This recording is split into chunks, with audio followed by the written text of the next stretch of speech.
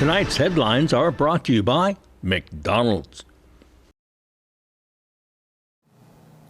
Good evening, Commonwealth, and thanks for watching the Channel 2 News. I am Sally Limis. Let's take a look at tonight's top stories.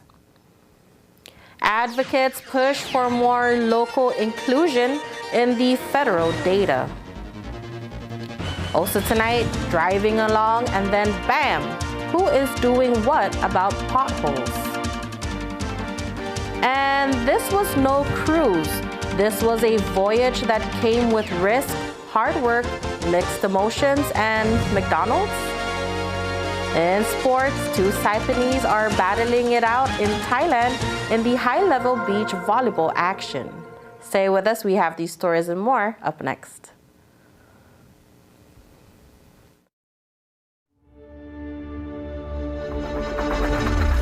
What's the move?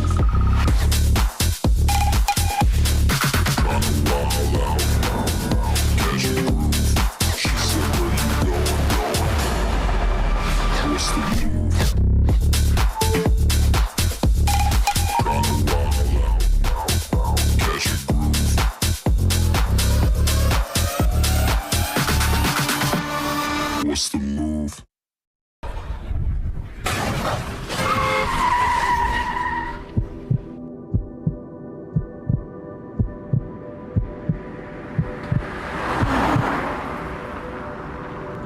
Aren't you going to wear your seatbelt? It's fine. I'm late and we ain't going too far. Don't pick that up. It's fine. Don't worry about it. Look out!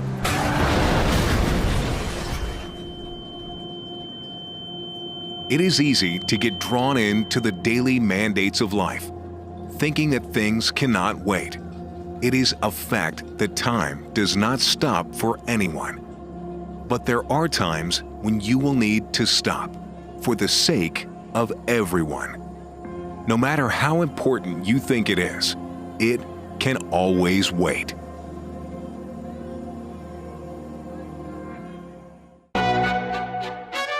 Mickey D's McCrispy. Formerly known as the Crispy Chicken Sandwich, now has some respect on his name. Ba-da-ba-ba-ba. Real talk. The Spicy Crispy Chicken Sandwich should have been named Spicy McCrispy from jump.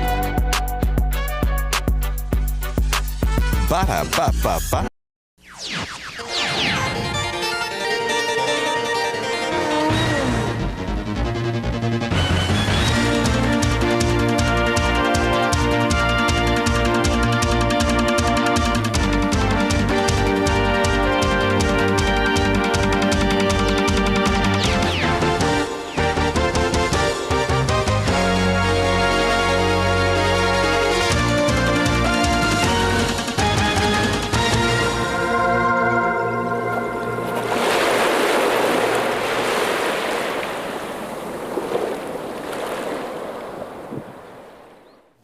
Half a day to the Wami and good evening, Commonwealth. Today is Friday, April 14, 2023. One people, one Commonwealth. Those are the words of the newly sworn-in Indigenous Affairs Director. And with words comes action. The IAO chief supports the Carolinian Affairs Office in their efforts to include Refalawash people in federal data. It's only right that people take pride in their culture and they should be able to express such. Indigenous Affairs Director Ross Manglonia is taking a stand, promoting the inclusion of Refalawash people in the federal registry. The U.S. Office of Management and Budget is currently requesting comments as they revise the 1997 Statistical Policy Directive Number 15, which is the standards for maintaining, collecting, and presenting federal data on race and ethnicity. On April 6, Manglonia submitted a comment stating that the policy currently leaves out Refalawash in its listing of races in the Pacific Islander category.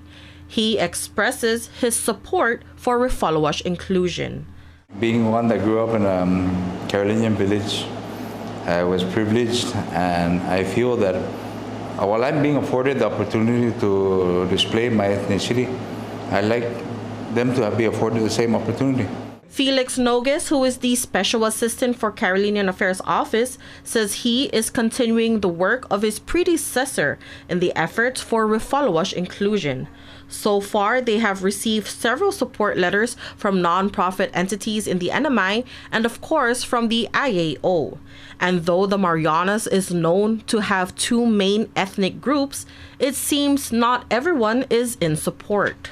I have to acknowledge that there are some people that are against such an idea. In fact, they don't want a joint effort between Indigenous and Carolinian to work together. Basically, I see this group, although they are a minority within our society, it's more or less a hate group. They don't want us to work together. They want to separate it, or we continue down this path of segregating our own people. So that's basically what it is, and that's why me and Ross joint effort, not only regarding this question or regarding the census, also in future endeavor. Carolinian Affairs and Indigenous will come together and accord our people, both Chamorro and Refolowash, to participate. The Matua Council, led by Liana Sablon Hofschneider, expressed her strong opposition against Refolowash inclusion on social media and called for Manglonia's removal from office. Others are even talking about removing the Carolinian wreath from the NMI flag. Both IAO and CAO director says they do not condone any hate group. Not an easy task to just go ahead and change it overnight. However, there are people advocating for such thing, which I think they're more or less a hate group. They did request funding from SNIO, and I don't think SNIO should entertain. They have a whole lot of work cut out for them to try to get it removed. The placement or the removal of things like that, even the seal, has been approved by the people. And so in that regard, they're going to need either a legislative initiative or a popular initiative and let the people decide. Just like the same way that thing got on there to begin with. And so, you're not always going to like what the end result is going to be. But it's about commonality. And people need to realize that what happened yesterday was yesterday. Today is a new dawn of a day that we need to start embracing togetherness. And what separates us as a culture is actually what builds us as a people. So I think we're very unique. Guam does not even have what we have, is that the Carolinian, resemblance in its culture. We have both. And I think that's what makes us unique, and that's what makes us a stronger people. Such people, because it only perpetuates such hate to continue. Those who are interested in submitting letters of support for Refolowash inclusion can call the Carolinian Affairs Office for more information. The deadline to submit the letter to OMB is by the end of this month. When driving around Saipan, it's pretty hard not to notice the many potholes on the roads. Those are caused from emergency road cuts from utility officials. The Public Works Chief pushes for an island-wide repair of cut-up roads, with CUC shouldering the bill. The Department of Public Works has issued a final notice to the Commonwealth Utilities Corporation for the repeated violations on road trenching projects, which has caused significant safety impacts towards NMI drivers. DPW Secretary Ray Yumo says CUC has had 5 years to address the impending hazards. We appreciate the fact that they are out there repairing their leaking pipes, sewers, etc. The problem we're having is that when they have completed the task at hand, they're not replacing the top asphalt in many of these cases, and they've been lingering. According to CNMI Public Law 5-41, when CUC cuts into a road, they have 5 days to resurface the area. I've asked what's going on, and of course, the typical answer is CUC is waiting for enough work to place an order with, for example, GPPC or Hawaiian Rock to make a batch so that they can go out and patch these roads. And I said, this is not very responsible of them. The secretary delivered the final notice to CUC this morning, informing them that old trench portions of the roadway must be addressed within 2 months. There will be a $5,000 fee for each violation and a $250 civil penalty per day. I don't want to do it, but the law says I have to do it. I don't want to issue fines, but I think the community has already said enough is enough, and the law is there. And as the acting secretary of this department, I have to follow the law, so I have to enforce this. DPW's Technical Service Highway Inspector James Regis says there is a large number of restoration projects in the pipeline. Currently, we have about 100 road cuttings. Those are all for the emergency waterline repair. And we're actually working now with CUC and doing all the repairs. So I believe they issued the ITB sometime this week or last week. Yeah. And so we're just waiting for the award, intent to award to come out, and contractors will start doing the restoration on these sites. For this fiscal year alone, there were more than 30 emergency water leak repairs, and still lots more from the previous years. We really want CUC to step up and really be good stewards along with the Department of Public Works, because this roadway is our roadway. A copy of the final notice letter has been forwarded to the Office of the Attorney General to ensure that CUC will comply and correct the violations. By law, the Secretary also holds the right to deny any future requests for road cutting permits. He hopes that this won't go that far. The law does not give CUC any kind of exemption, so they will be treated just like any other business entity.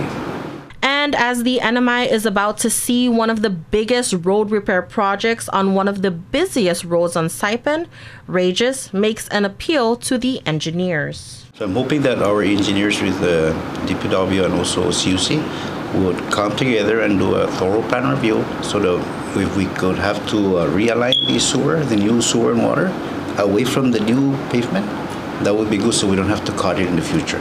Because once we cut the asphalt, it's very hard to restore 100%. DPW asked the community for their continued patience and to call their office to report any potholes that may need some covering. 2 weeks ago, Voyager set off for a 600-mile boat trip south. Although well-provisioned, you just never know for sure how these things are gonna turn out.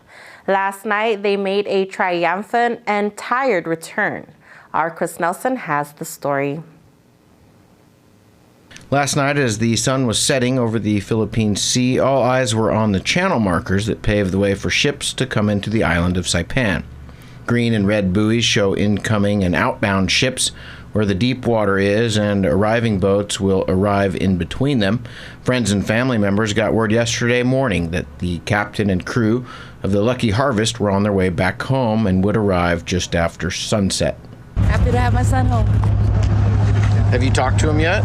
No, not yet. No. But these things are never exact, and then all of a sudden, appearing out of the darkness just before 9 p.m., there it was, back safe from a 1,000-plus mile round-trip journey through the Marianas Trench, Saipan to Sotawall return.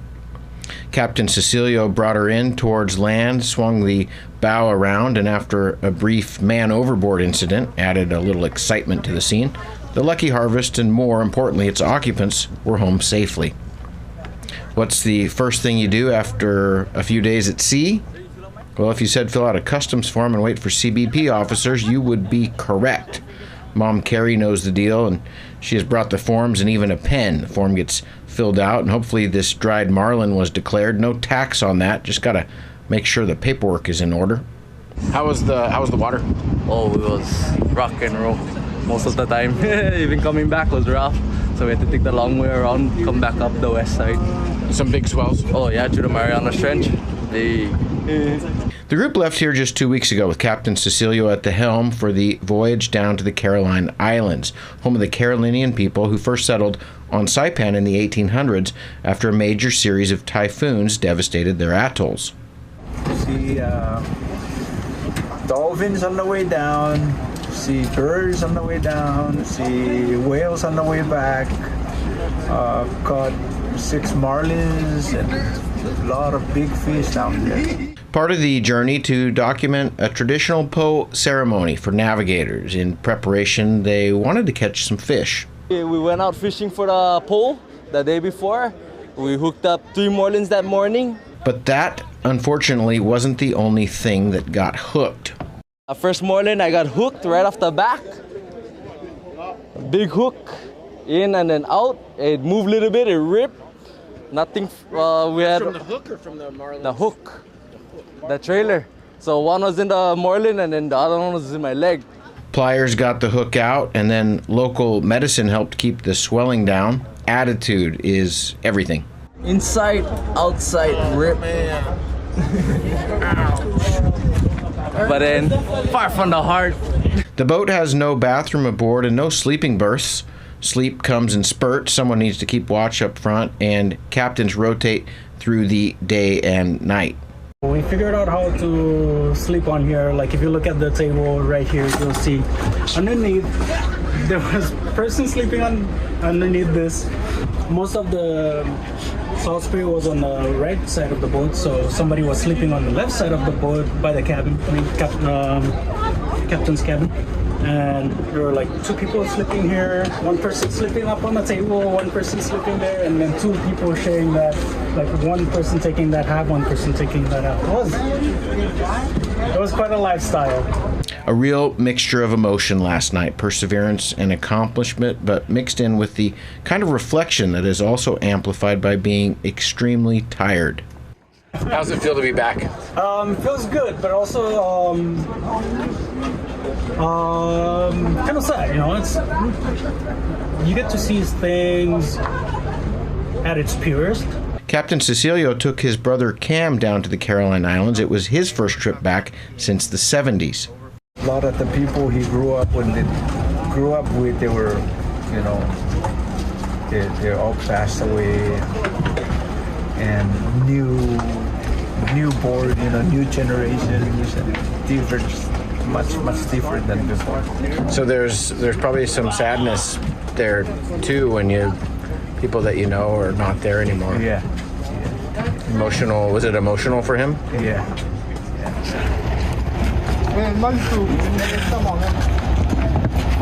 What were you thinking about as you were coming back tonight? Coming back, today was really a hopeful day. I think we were all looking forward to finally getting back to Saipan. So it was a good day. The weather was good today also. What's the first thing you're going to do? McDonald's. We've been talking about it for the last few hours. Quarter pounder with cheese, no onions, Coke, and maybe a chocolate shake. I know you're going to go take a shower. What are you going to eat tonight? Well, tonight it's going to be McDonald's, Chris. Yeah. Same as Kathy? They didn't pay me to say that. But that's just, you know, the go-to quick comfort food. Welcome home. Long voyage, yeah. Thank you. Good job. The navigators have returned. Chris Nelson for the Channel 2 News. All right, coming up, inclusion is a topic these days. Join the fight to raise awareness for some very unique individuals. Stay tuned.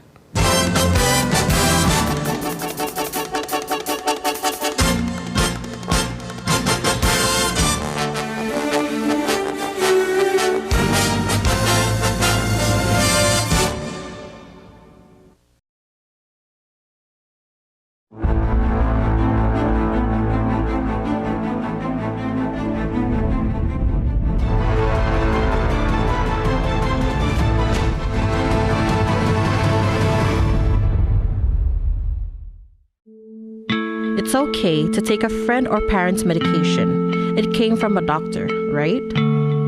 Using someone's prescription is really risky. Taking any drugs for which you have not been medically screened is not only dangerous, but taking an opioid that was not prescribed for you is also illegal. Never borrow and never share prescribed medication. Your life and your loved one's life could depend on it. Talk to your doctor about prescribed opioids. Never mix with alcohol, and remember, never borrow, never share. It only takes a little to lose a lot. This project was supported by a grant from the Centers for Disease Control and Prevention and the Commonwealth Healthcare Corporation. Contents are solely the responsibility of CHCC and do not necessarily represent the official views of the CDC or the U.S. Department of Health and Human Services. Location, location, location. Office space on Capitol Hill available now at the Hermosa Vista Business Park. With natural light and ocean views, it's the perfect place for creative professionals. So upgrade your life and your working environment.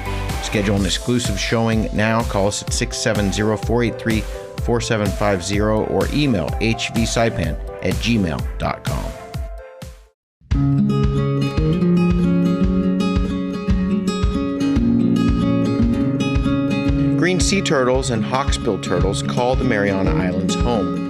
They're an important part of the marine ecosystem. They are under threat, and they are protected under CNMI law. Keep plastic out of the ocean. Keep vehicles off the beach. Use the Sea Turtle Stranding Hotline if you see poaching activities or if you see a turtle in trouble. Call 287-8537 and save a turtle.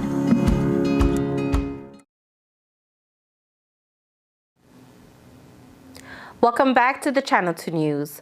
Local kids got some hands-on environmental lessons this week at the American Memorial Park. Our Chris Nelson reports.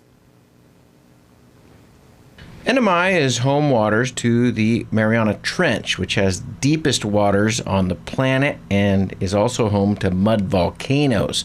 This was brought to life this week at the Environmental Expo with this huge blow-up representation that shows the trench from north to south.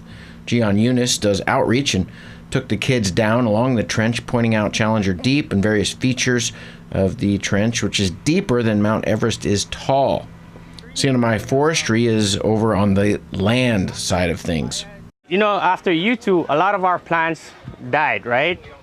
So we're trying to do that so we can improve the plants that we have in CNMI locally. Forestry Service says they are concentrating on local or endemic plants. We have mostly fruits and vegetables. We got mangoes, papayas, pineapples, breadfruit, coconut trees. We got we have other fruit trees that we got from outside, like Chico. It's a Filipino fruit tree. We got cotton fruit. But what we're trying to do at our nursery is trying to grow native fruit trees.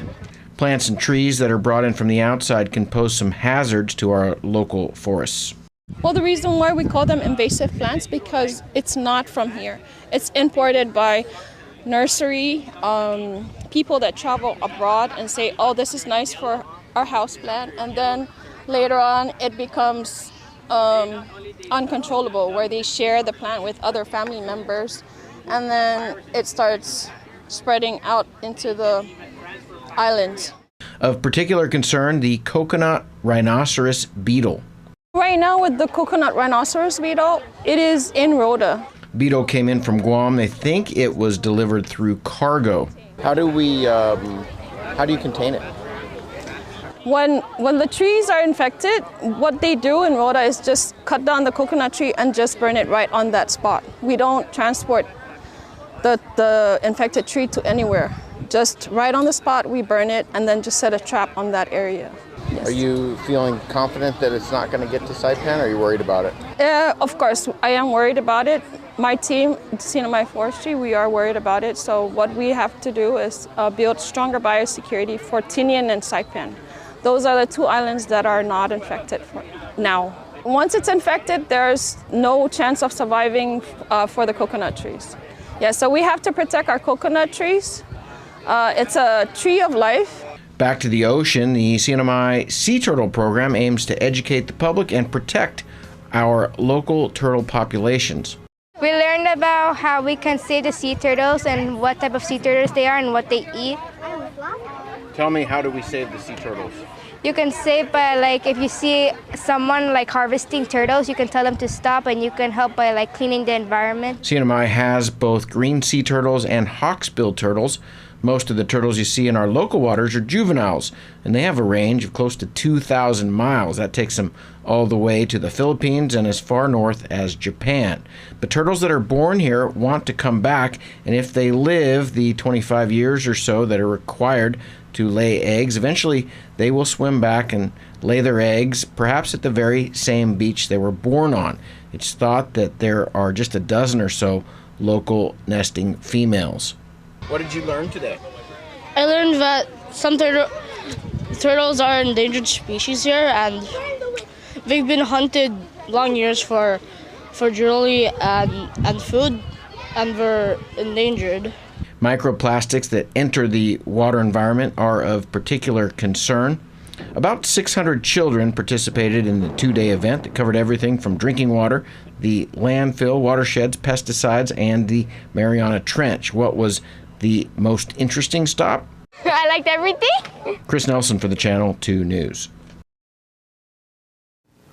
Autism Awareness Month is in full swing. Show your support and acceptance for kids and adults who are on the autism spectrum this weekend. The general public is invited to join two events scheduled for this weekend that raises awareness for individuals on the autism spectrum.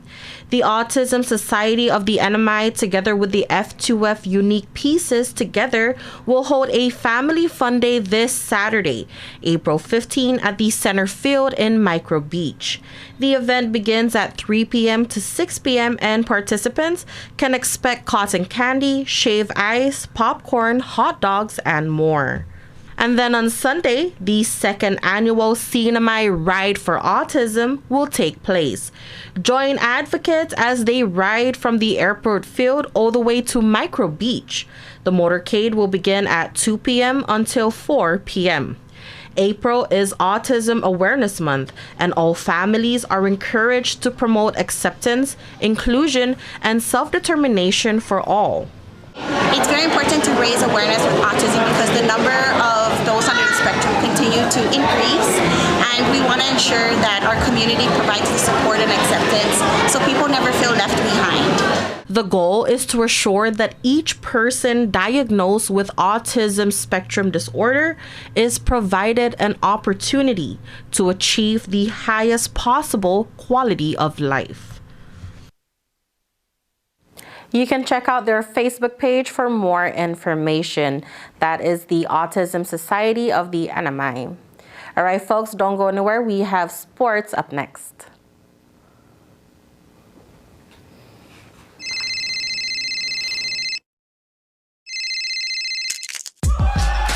Need a new phone? Trade in now and get up to $500 off our best 5G devices. Trade in your older phone in any condition and step up to better savings and speeds only our 5G network can provide. Check out our website and catch up on the best mobile experience. Trade in now. Docomo Pacific. Better together. All workers have the right to a safe workplace. Employers must provide a workplace that is free from recognized hazards and comply with applicable OSHA standards, including proper reporting of injuries. Training needs to be done in a language and vocabulary employees can understand, and an OSHA information poster must be displayed prominently in the workplace. Workers, you have the right to raise a safety or health concern with your employer or OSHA without being retaliated against, and request an OSHA consultation of your workplace if you believe there are unsafe or unhealthy conditions. OSHA can help. Free assistance to identify and correct hazards is available to small and medium-sized employers without citation or penalty. So look out, speak up, and stay safe.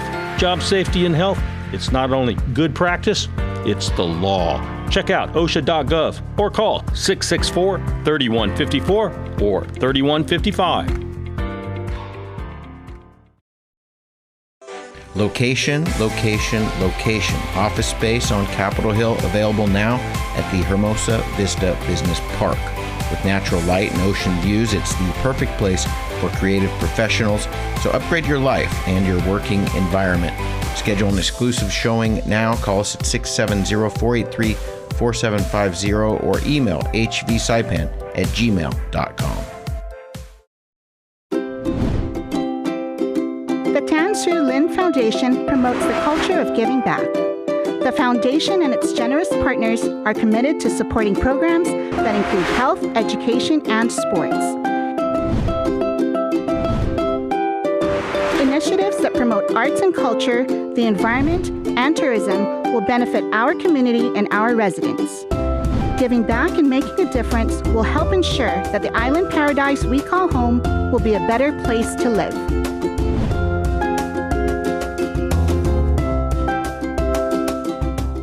Buenas sports fans.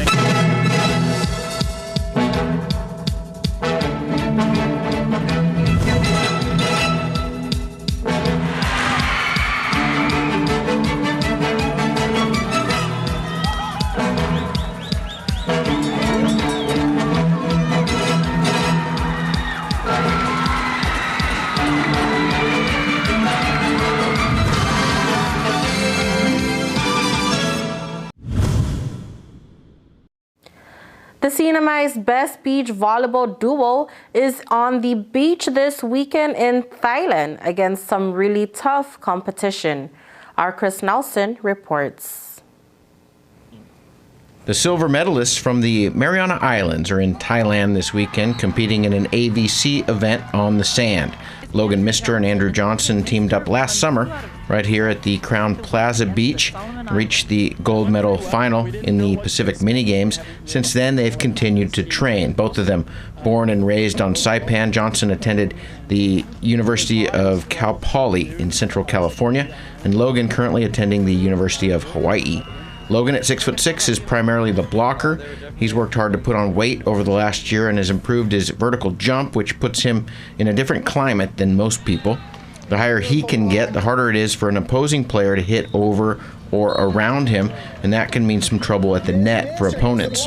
Andrew plays defense, and the higher Logan gets, the more time Andrew has to chase down shots. But Andrew's pretty good on the offensive end as well and can swing with both hands. He's ambivalent or ambidextrous. I guess both of those words work. The pair arrived in Thailand a couple of days ago. Getting there was quite the experience. I think it was like 30 plus hours of traveling. So Andrew was coming from LA and I was coming from Honolulu. Yesterday they woke up to a little monkey business and then spent some time on the practice court. Right now we're starting practice at 10, so we're going to be practicing in about an hour. And then we have another scheduled time for 5 p.m. We haven't really talked to any teams about scrimmaging. Most of the scrimmages that we saw were teams playing against each other because they have multiple teams from different countries. There we might throw out a few feelers and see if we can maybe scrimmage at 5 if any of the teams are down. But Logan, from your perspective, you saw some teams training a little bit yesterday. How's the quality of ball look? I would say they're all very solid players. There's some big players too, for sure.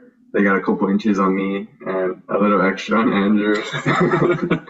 But we'll see. Honestly, I feel like it's hard to really know how we can compete until we're actually just playing against them. There are 24 teams in the tournament, spread into 8 pools of 3. Who's there besides you guys are playing Indonesia and Thailand? Who else is there that you know of? So there's some teams from Japan. We actually made conversation with them, and they recognize us from prior tournaments, like when they would send out some Japanese pros to Saipan for those clinics. So there's Japan, Kazakhstan's really good. Australia has a bunch of teams. Malaysia, Indonesia, China has a really good team. They're second seed in the whole tournament. Who else? Singapore, Hong Kong. Yesterday, a bit of fun as the Thais celebrate their New Year, or Songkran, which is also known as the Water Splashing Festival. This tradition was shared with the volleyball players from around Asia. It's a symbol of renewal in Buddhism. Water splashed on statues of Buddha for good luck, and younger generations splash it on each other.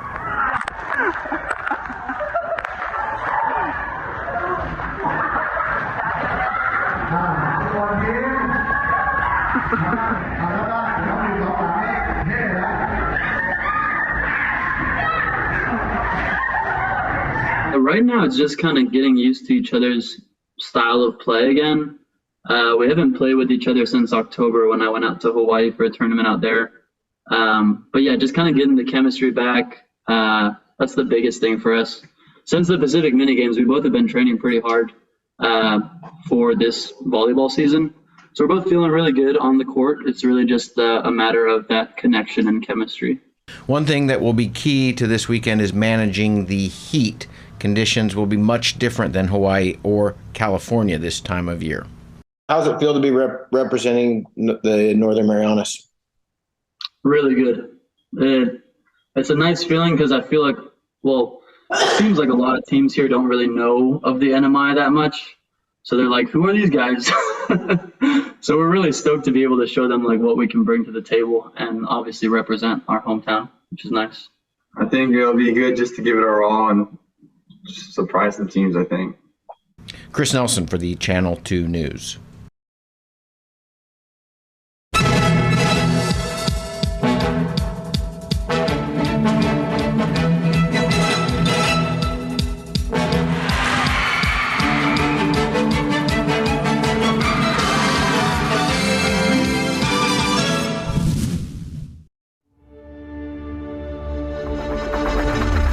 What's the move?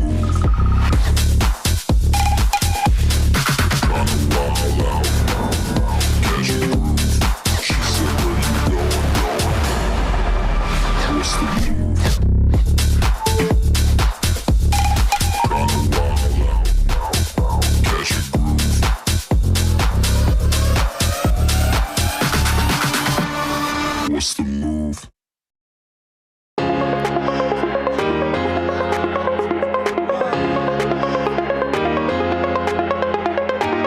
Hey, golfers, come north and practice your game at the Marianas Driving Range. New Year's local specials. 10-piece coupon books available for just $60. That's a $10 savings.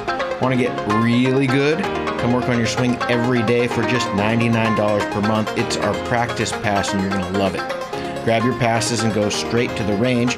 You can social distance and chip all at the same time, and the views are free. Reserve now at marianastrekking.com. You can pay online, open 7 days a week.